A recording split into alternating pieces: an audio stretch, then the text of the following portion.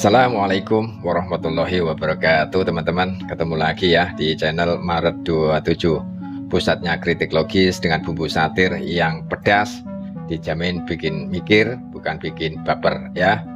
Gimana nih kabar kalian? Semoga tetap sehat, tetap waras, dan tentu saja tetap punya stok akal sehat. Karena di negeri plus 62 ini, akal sehat seringkali jadi barang langka. Nah, kali ini kita bahas satu topik yang lagi panas teman-teman ya. Kerasnya hati seorang Roy Suryo ya, mantan Menpora yang sekarang lebih sering nongol di acara debat ketimbang olahraga.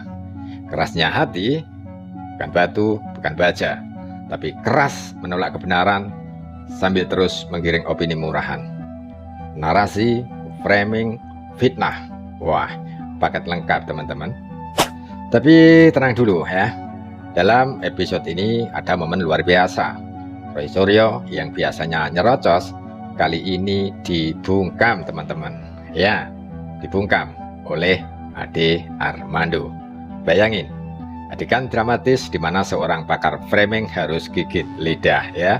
Cuma bisa plonga-plongo. Karena apa? Argumen gak ada, data gak punya. Yang ada cuma mimik wajah panik kayak mahasiswa ketahuan nyontek ya. Belum selesai, ada juga investigasi mendalam. Ini serius teman-teman, oleh Sylvester Matutina. Pria ini belak-belakan bongkar motif di balik tuduhan ijazah palsu Pak Jokowi. Dan ternyata yang kelihatan mulia isinya nggak lebih dari drama murahan yang cocoknya masuk sinetron azab. Tapi sabar dulu, highlight berikutnya ini ngakak habis.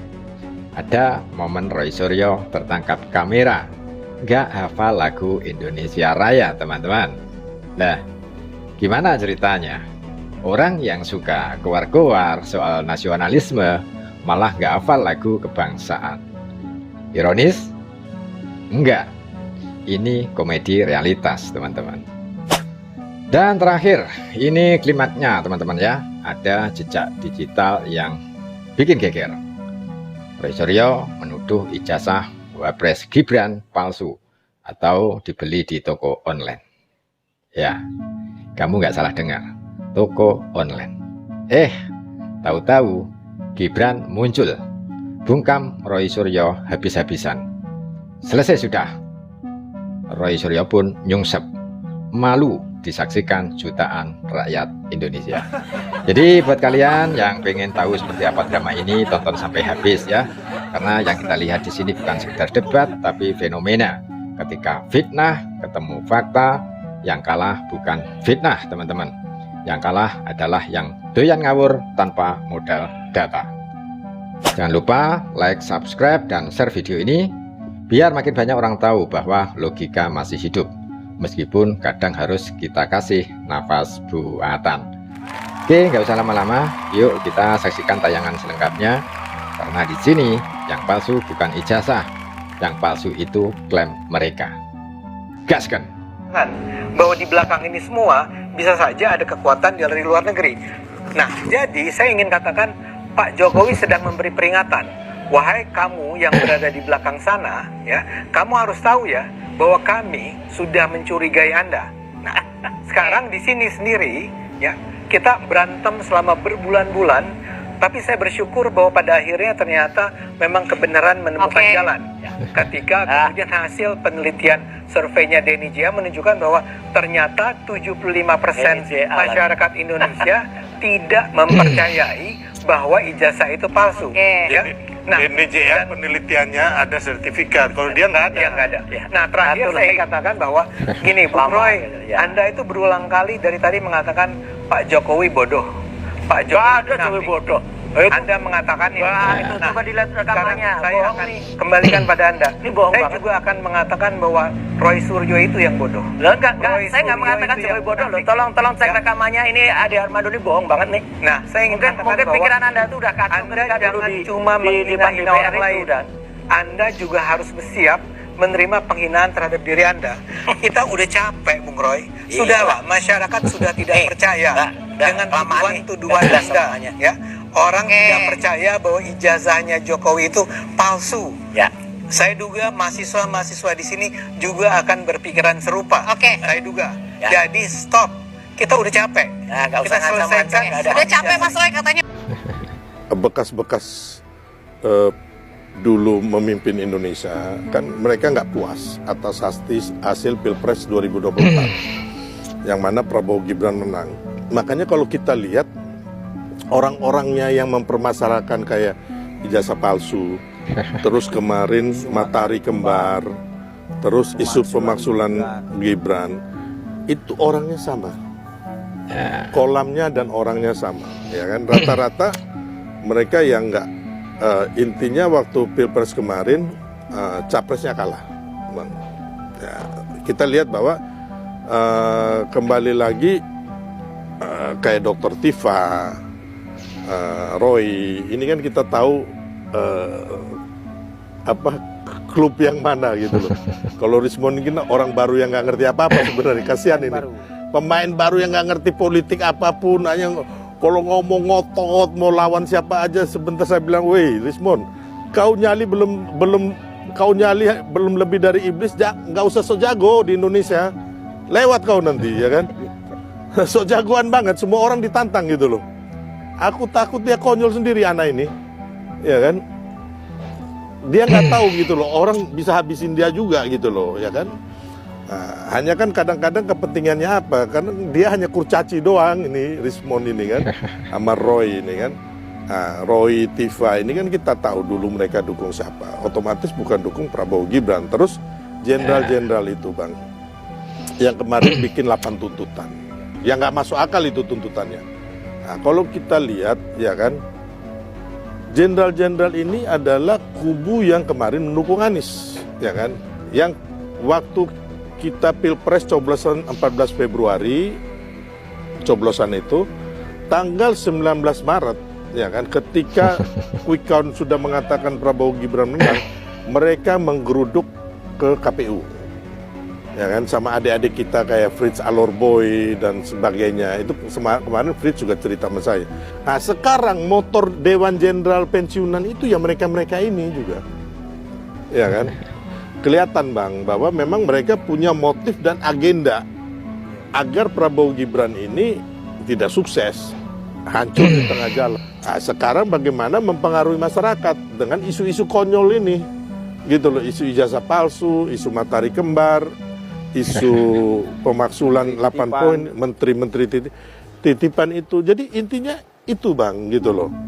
Nah, dan itu kalau umpama sudah terpengaruh masyarakat, terbelah, ribut, ya kan, otomatis kan terjadi kudeta ataupun revolusi. Dan tentunya yang kita korbankan adalah anak-anak bangsa kita, perempuan-perempuan kita, anak-anak kita. Makanya saya dalam posisi ini, saya akan di depan.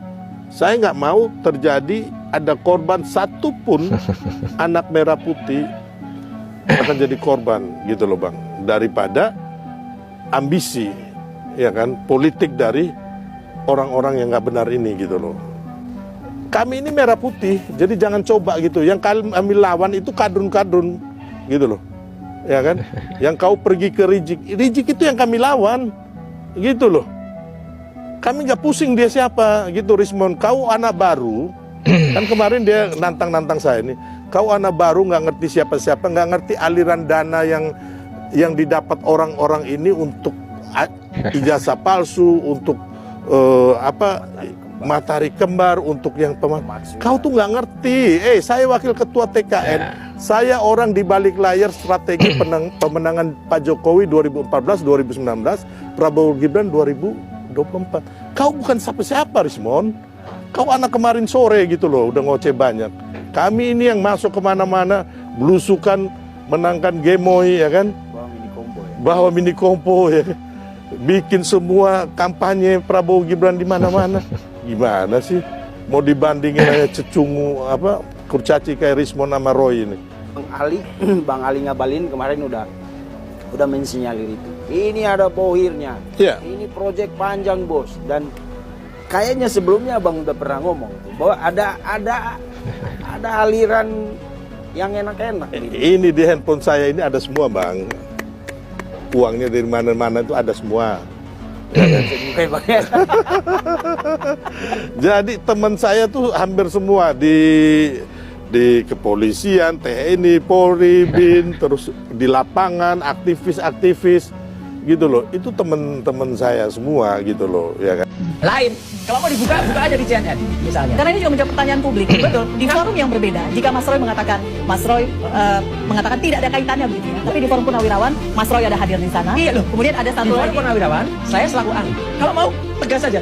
Satu punya ijazah yang tengarai memang palsu, ya itu karena skripsinya juga palsu. Kenapa nggak langsung berani aja dikatakan? Saya berani mengatakan. Kenapa nggak juga diteliti ijazahnya Gibran? Ya. Kenapa dia sekolah SMA-nya 2 tahun itu di SMA Santo Yosef? SMA 2 tahun. SMA lagi 2 tahun karena dia nggak lulus di sini. Kalau nggak nanti nggak lulus. Masuk lagi SMK Kristen Surakarta. Habis itu hilang tiba-tiba di Singapura. Terus tahu-tahu keluar ijazah dari Management Development Institute of Singapore. Lucunya ijazahnya itu dari Bradford. Ijazah yang resmi dari Bradford. Kalau dia sekolah di MBIS itu logonya 2. Ini MBIS, kanan Bradford. Ijazahnya Gibran, logonya 1 Bradford. Itu salah beli itu. Artinya salah beli. akan ada tahap 2 gitu ya. Tahap 1 Mungkin ijazah Gibran Pak nggak salah. Jokowi. Mungkin Gibran nggak salah. Mungkin Gibran pesan, saya pesan ijazah asli lo ya. Gitu. Nah, ternyata untuk dibelikan ijazah hanya 1 logo Bradford. Itu hanya bisa diperoleh kalau seseorang itu kuliah di UK, di United Kingdom. Dan itulah salah. Sampai juga dia bilang kuliah juga di UTS, di University Technology of Sydney. Ternyata dia hanya di situ hanya matrikulasi program insert. Ayo sekalian buka. Oke, kalau Dulu Mbak, ini fotonya lagi dipermasalahkan 2 tokoh ya. Masalah fotonya katanya editan sama ijazahnya palsu. Gak apa-apa, besok teman-teman media seperti biasa jam 7 pagi di Balai Kota, ntar saya bawain ijazah saya ya. Dicek aja asli atau palsu ya. Kalau nggak percaya, saya pesenin tiket ke Singapura deh, datengin ke sekolah. Kalau perlu langsung ke Singapura gitu ya Mas Gibran. Permasalahkan soalnya ya. Indonesia Raya, merdeka, merdeka, tanahku, negeriku yang ku cinta. Indonesia Raya, merdeka, merdeka, hiduplah Indonesia Raya.